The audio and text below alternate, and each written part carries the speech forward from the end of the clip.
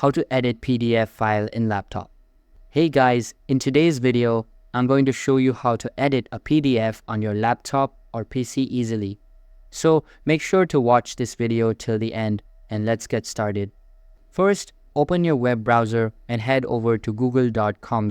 In the top right corner, click Sign In. Once signed in, click the Google Apps icon in the top right and select Google Drive from the list.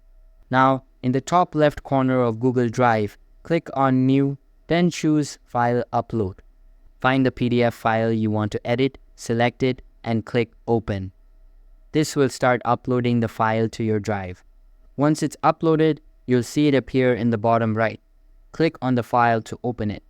At the top of the screen, click on Open With and then select Google Docs.